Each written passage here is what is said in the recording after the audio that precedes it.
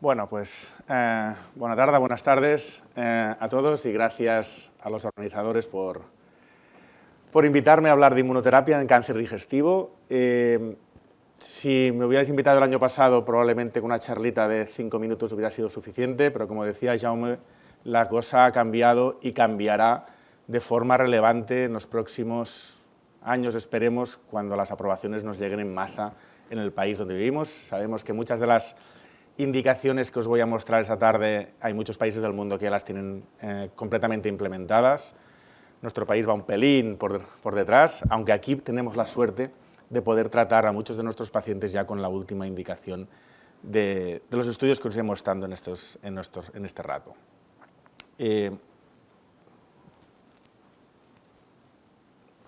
Bueno, estos son mis conflictos de interés.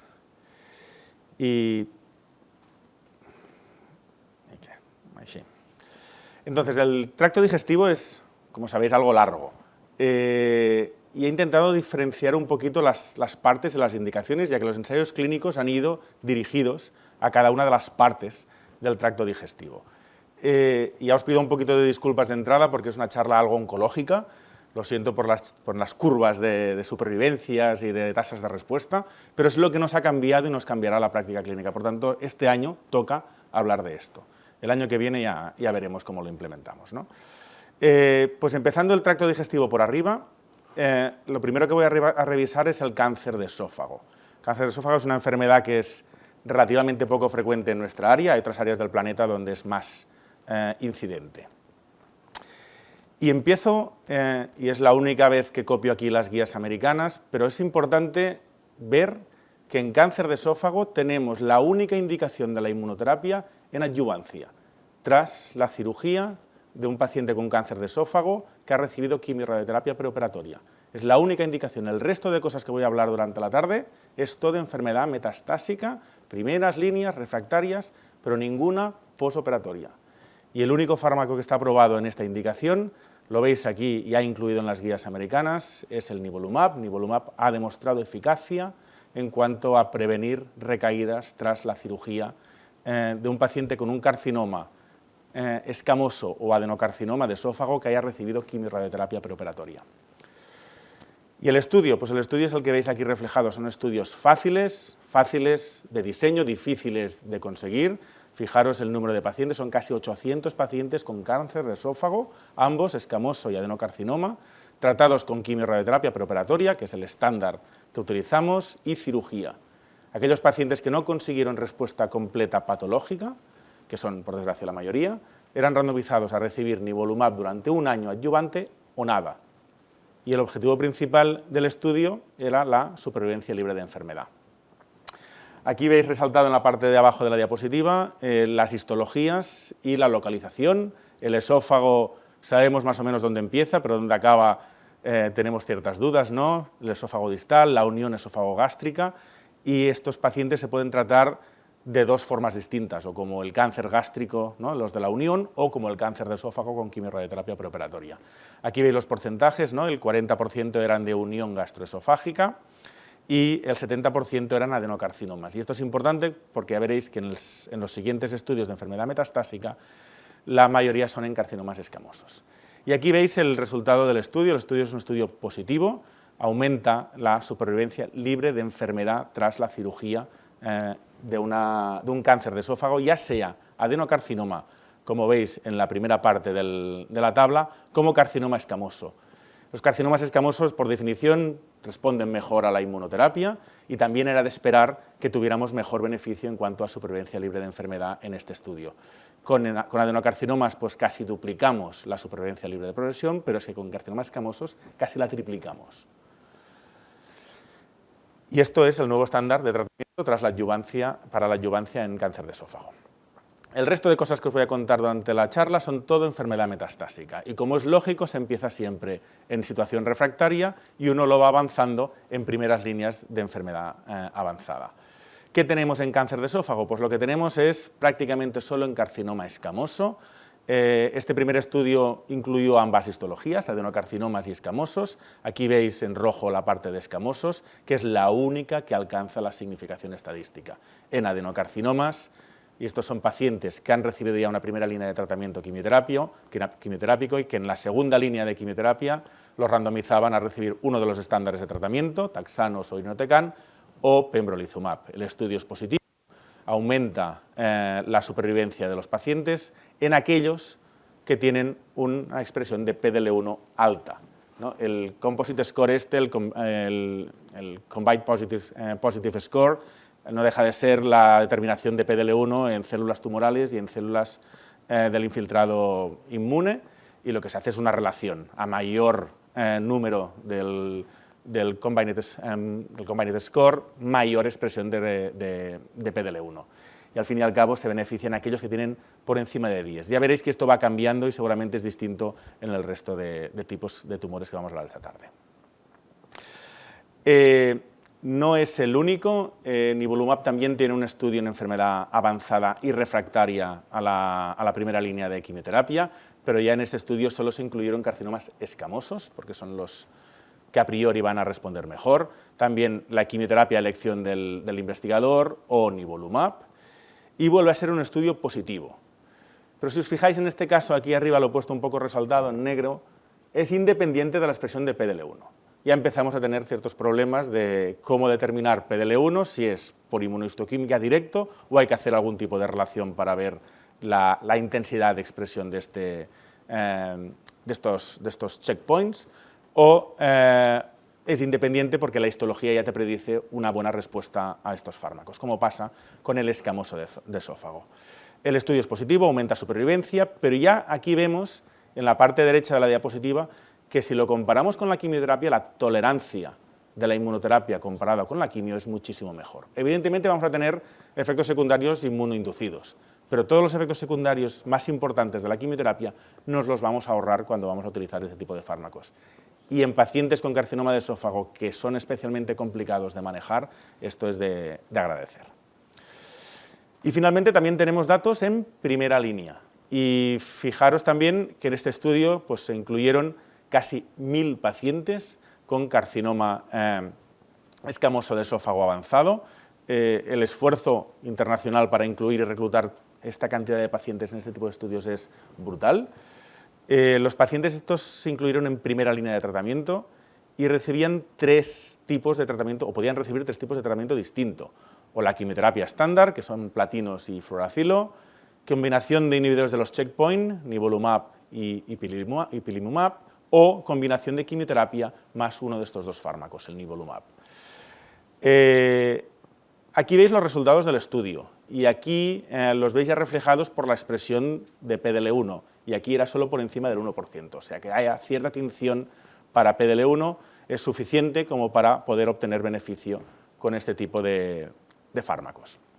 El estudio que veis, el subestudio que veis aquí es la comparativa entre la quimioterapia más nivolumab y la quimioterapia sola. Este estudio así ya veis que es claramente positivo, aumenta la supervivencia libre de progresión y también la supervivencia global. ¿Qué pasa cuando comparamos la inmunoterapia sola con la quimio?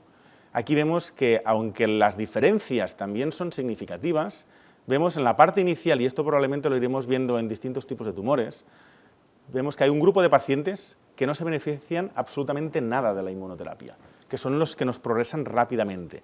Y luego, aquellos que responden, esas respuestas son de mucha calidad y de larga duración. De aquí que la supervivencia sea positiva, aunque de entrada tengamos una cierta pérdida de efectividad en ciertos pacientes.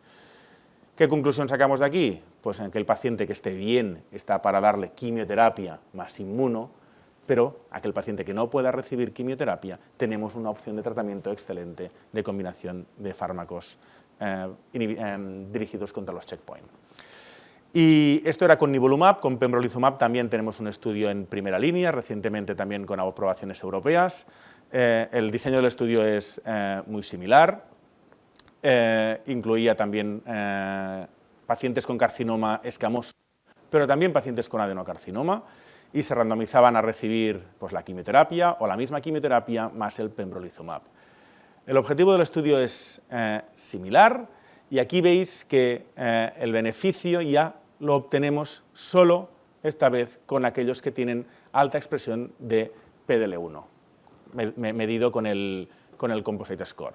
Por lo tanto, ya vemos que tenemos ciertas diferencias de interpretación de los ensayos. Algunos nos pedirán un PDL1, otros nos pedirán un composite score. Por lo tanto, al fin y al cabo, lo que les pediremos a nuestros patólogas es que nos den ambas, porque la elección del tratamiento final deberemos tener todas las características patológicas para poder decidir mejor. Importante, añadiendo la inmunoterapia, ¿aumentamos la toxicidad de la quimio? Sabemos que si quitamos la quimio mejoramos mucho la toxicidad, pero cuando añadimos la inmuno la empeoramos. Pues la verdad es que poco. Añadiendo un anti-PD1 o un anti-PDL1 con quimioterapia, ya hemos visto en otros tipos de tumores, que la toxicidad aumenta muy poco. Y de hecho, el beneficio y riesgo comparado es mucho más beneficioso para el beneficio que genera. Es evidente que si quitamos la quimioterapia por en medio, aquí veis la toxicidad del primer estudio que os he enseñado, de nivolumab con quimio, nivolumab, ipilimumab, o sea, inmunoterapia sola o quimio. Si damos inmunoterapia sola, la toxicidad es aún menor, aunque sabemos que la eficacia baja un poco. Y en la parte izquierda veis la tasa de respuesta. Estaba hablando todo el rato de supervivencia, pero también aumenta la reducción tumoral, la tasa de respuestas. Por tanto, tenemos beneficio en todos los aspectos, en todos los parámetros de eficacia que se usan en oncología. Y esto es solo cáncer de esófago. Ha cambiado una barbaridad el panorama en cáncer de esófago, una enfermedad relativamente poco frecuente, y tenemos distintas opciones de tratamiento en primeras líneas y en refractarios. Estómago, vamos bajando el tracto digestivo. En estómago me he centrado solo en la primera línea porque es la que ha cambiado la práctica clínica. Hay varios estudios en enfermedad refractaria, algunos medio positivos, otros negativos del todo, pero el que sí que ha cambiado la práctica clínica es el que veis aquí. Hoy en día un paciente con un adenocarcinoma gástrico o de la unión gastroesofágica metastásico, hay que ofrecerle tratamiento con quimioterapia más inmunoterapia gracias a esta barbaridad de ensayo clínico. Fijaros, 2.000 pacientes incluidos. Esto no es cáncer de mama, esto estamos hablando de cáncer de estómago. Tres comparativas distintas aquí. El estándar de tratamiento, que es quimioterapia, oxaliplatino y fluoropirimidinas, inmunoterapia sola en la parte de abajo, y en la parte de arriba veis que es la quimioterapia más el nivolumab. Empezamos a jugar también distinto aquí y al final os enseñaré cómo se calcula estas cosas. Aquí tenemos un Combined Positive Score de más de 5, en esófago más de 10, en algunos fármacos, en algunos solo que tuviera PDL1 positivo, en los escamosos nos da igual el PDL1, es complicado, no es un buen biomarcador, pero es verdad que selecciona aquellos pacientes que van a obtener mejor beneficio del tratamiento. La publicación de estos resultados pues, generó la aprobación de esta combinación en primera línea. Vemos que la supervivencia global es mayor, la magnitud de separación de las curvas es más alta que en todos los pacientes randomizados, porque es solo aquellos que tienen una expresión alta de PDL1. Y aquí empezamos con un concepto también que rescataré en el cáncer de colon, que es la inestabilidad de microsatélites. Los pacientes, los tumores que tienen esta inestabilidad, que tienen un déficit en los genes reparadores del DNA, generan muchísimas mutaciones y estas mutaciones generan muchos neoantígenos que favorecen la respuesta a la inmunoterapia. Y en cáncer gástrico existe esta entidad. En cáncer de esófago es extremadamente rara, pero en cáncer gástrico existe. Y vemos que aunque en toda la población el beneficio de la quimioterapia más la inmuno existe, cuando analizamos este efecto en aquellos pacientes que tienen esta inestabilidad de microsatélites, la diferencia es brutal. Por tanto, es otro parámetro que le requerimos a la patóloga que nos diga, no solo cómo está el PDL1 en expresión de porcentaje y en ratio, sino cómo está la expresión de los genes reparadores del DNA.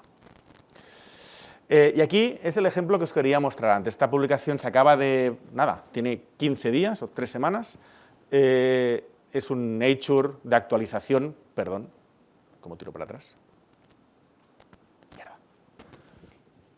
Aquí. Es una comparativa para ver por qué el Combined Positive Score de 5, de 10, si os fijáis, si lo vemos en toda la población de pacientes, cuando el PDL1 es prácticamente negativo, si vemos arriba, ¿no? Población global, y arriba veis supervivencia global y abajo veis respuestas. Si vemos población global es un estudio positivo para todos, ¿no? Porque está en el lado de la quimioterapia más inmuno. Pero si vamos bajando, vamos viendo que en aquellos pacientes donde no hay expresión, en aquellos tumores donde no hay expresión de PDL1, no hay ningún tipo de eficacia. Cuando esta expresión está por debajo de 5 en el Combined Score, tampoco, y tiene que ser por encima de 5, y evidentemente por encima de 10 también lo es. Por tanto, de ahí toman el corte para este ensayo. Y repetimos lo que he dicho antes en cáncer de esófago. Añadir la inmunoterapia a la quimio no nos empeora el perfil de efectos secundarios.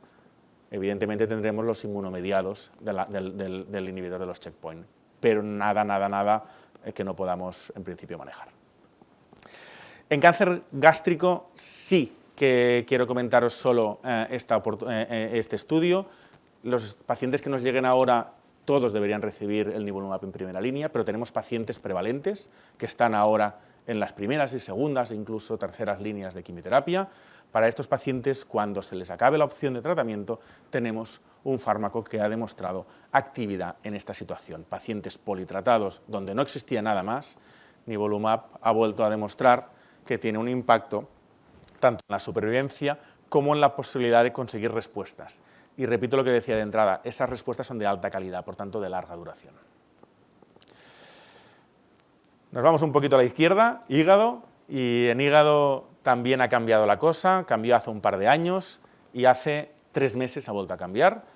El estándar de tratamiento del hepatocarcinoma avanzado, que no se puede tratar con tratamientos locorregionales hepáticos, pues ha sido sorafenib durante más de una década, hasta que llegó este estudio hace un par de años, un estudio que es el primero que comparado con sorafenib es claramente superior y es la combinación de un antiangiogénico, bevacizumab, con atezolizumab, que es un anti-PDL1.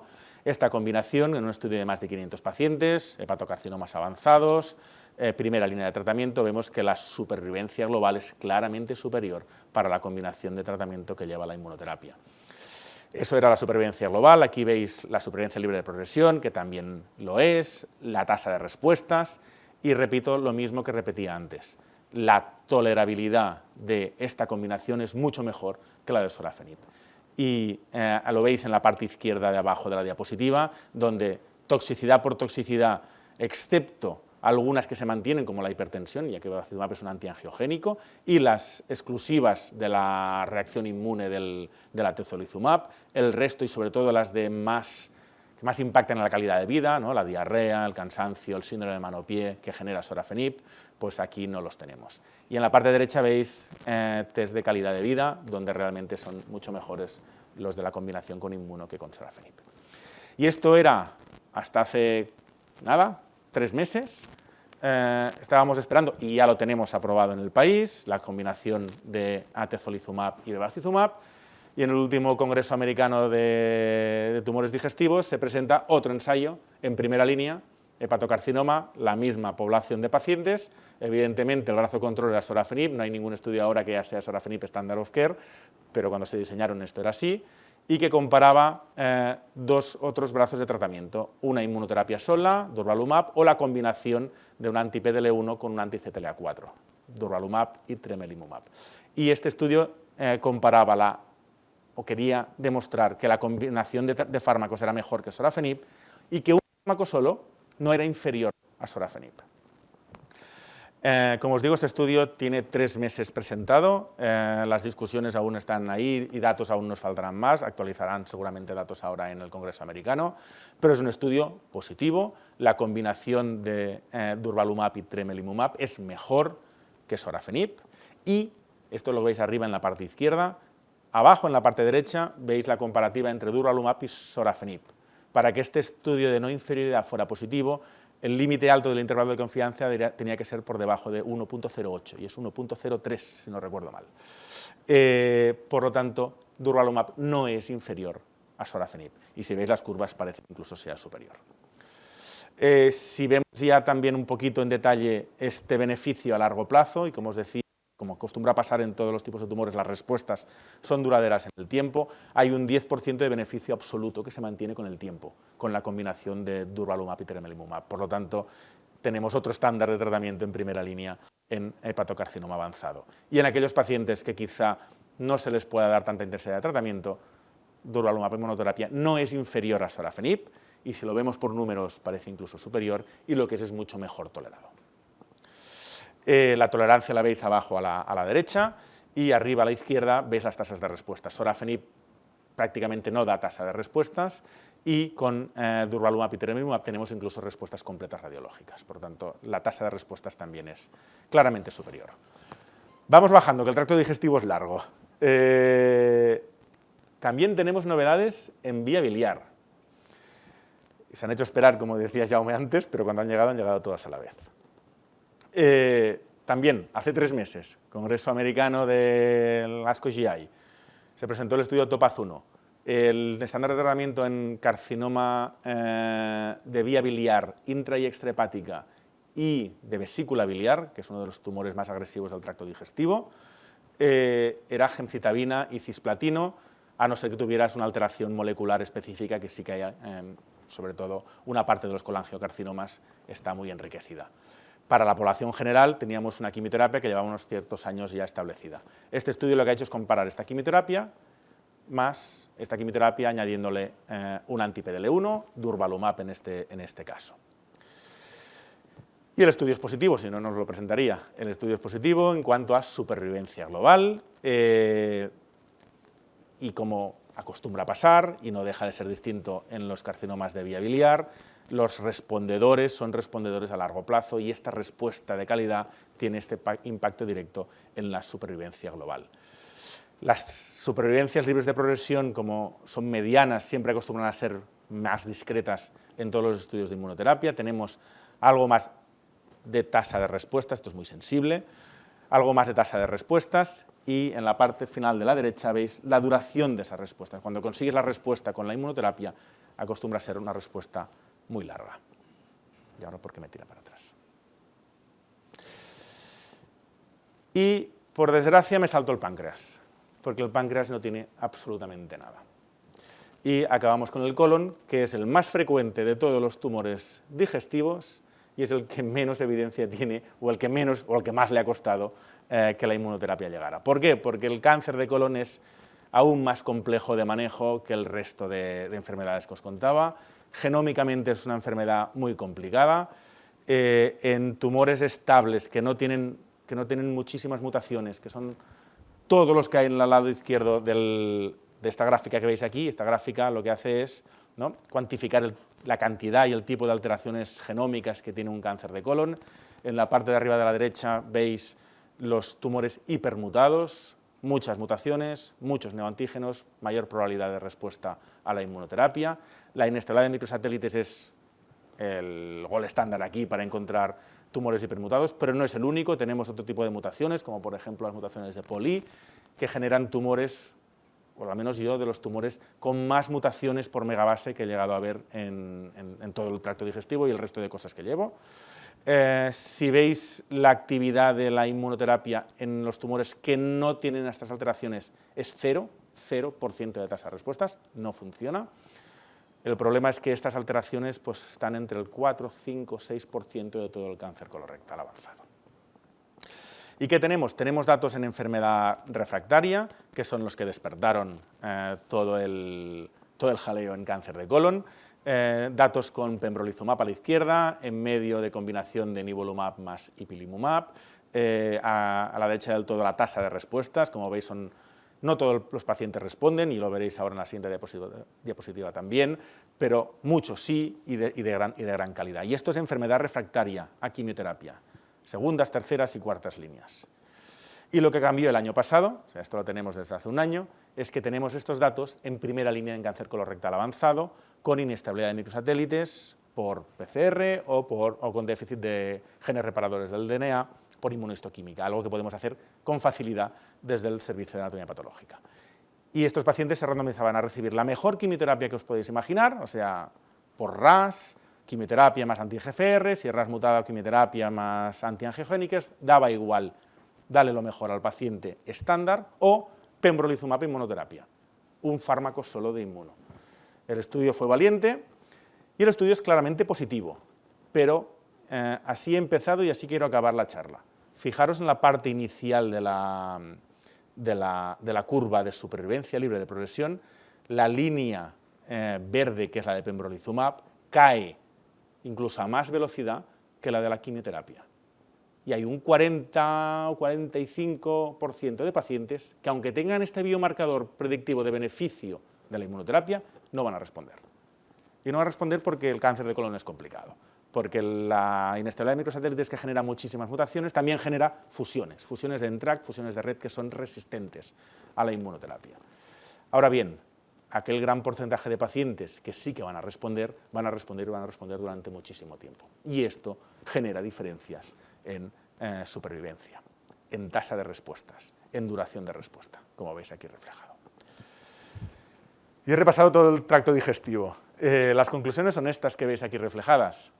Cáncer de esófago, adyuvancia tras quimiorradioterapia preoperatoria, tanto adenocarcinoma como escamoso, nivolumab 1 año. Primera línea, escamosos, quimioterapia más nivolumab, o nivolumab más ipilimumab, o quimioterapia más pembrolizumab, con distintos cutoffs de expresión de PDL1. Y en enfermedad refractaria tenemos también nivolumab y pembrolizumab. Cáncer de estómago, quimioterapia más nivolumab con un CPS por encima de 5, y en refractarios yo no dejaría de dar nivolumab.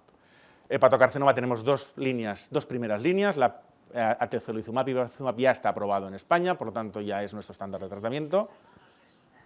Vale, perdona Siri. Y durvalumab y tremelimumab probablemente se aprobarán en un futuro.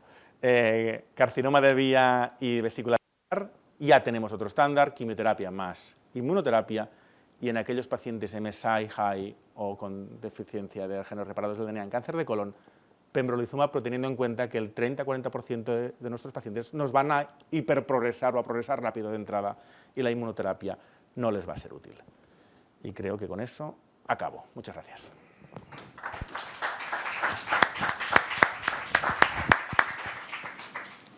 Bueno, muchas gracias, doctor Capdevila.